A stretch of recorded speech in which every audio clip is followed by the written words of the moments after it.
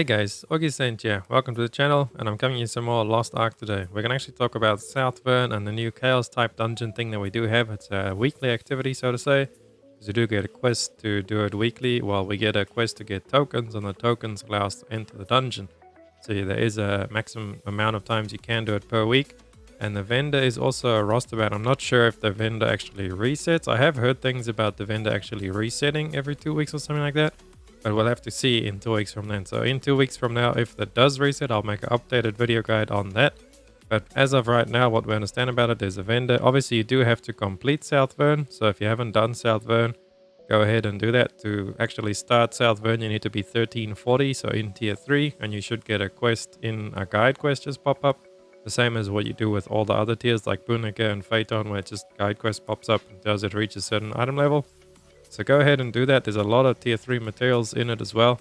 Doing the South Vern quest. It's a really cool quest. I like it. We actually have not finished the South Vern quest because if you bring up the Adventures Tome, we still need to do quite a bit of the main quest. So I'm pretty sure that will come in at a later point because the completion right now is very low. So we'll see later on once we actually get that in dungeons and all kinds of stuff we actually have not got yet. So anyway, let's get straight to this new dungeon. Once you have beat South Vern, the dungeon will be found right over here by the West Plaza. There it is over there, the Chaos line.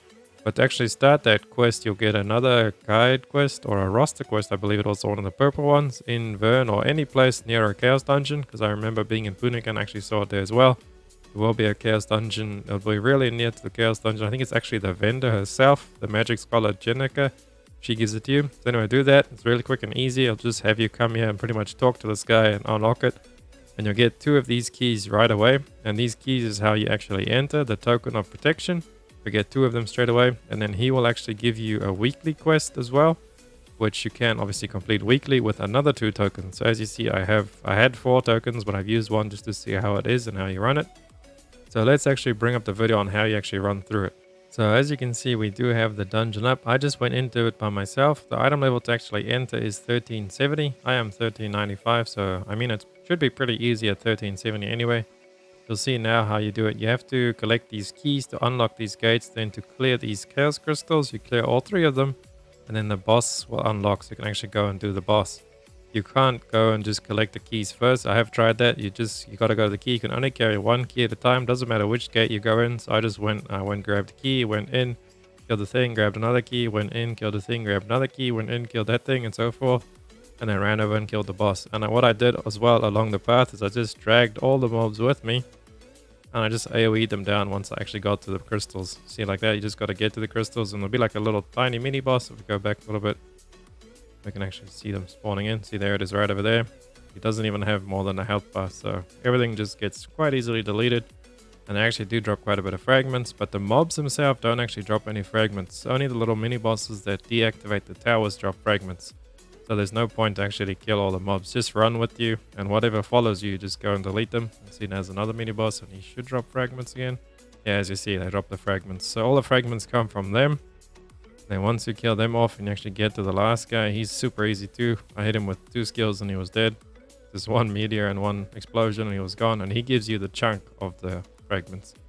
So you see, just by doing that and you complete it, there is actually a key after you beat it. But once you go there and you try and pick up the key, nothing happens because there's nothing else to unlock. So right after you beat the boss there at the point, you should just be able to safely leave the dungeon without missing anything.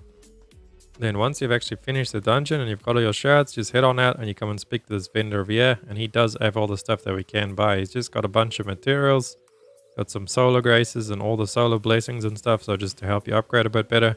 He does have the legendary epic card pack, so I think that's like a 20% chance to actually get a legendary in that. There's 3 of them. We do have silver, we do have report items, and then we do have card experience as well. But what I would suggest, obviously getting first, is silver. If you need silver, that's 1,000,000 silver right there.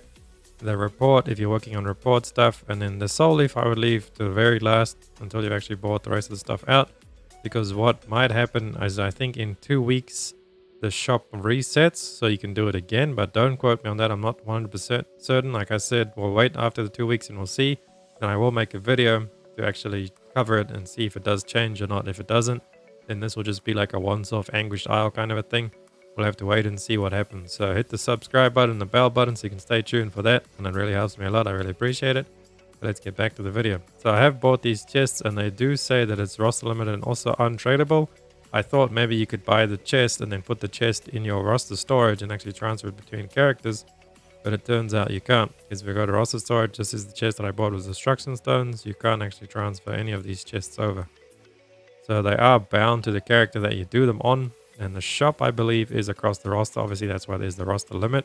So you can just farm these up on your characters and then do the weekly quest. And obviously you do need to be 1370 as well to buy these and to do the dungeon. So this is more for like your later game ults. But yeah, you can do that. We will get 4 straight off the bat because we do get the 2 for completing the quest and then the 2 for the weekly quest. So come on over, do this, get some free materials. Why not? It's free stuff, more content. Hope this video helped you guys, and if it did, please hit that like and the subscribe button. It helps me so much, and I'll catch you guys in the next one. Doggy sign out. Run free and dive into the sky. Hear the wind crying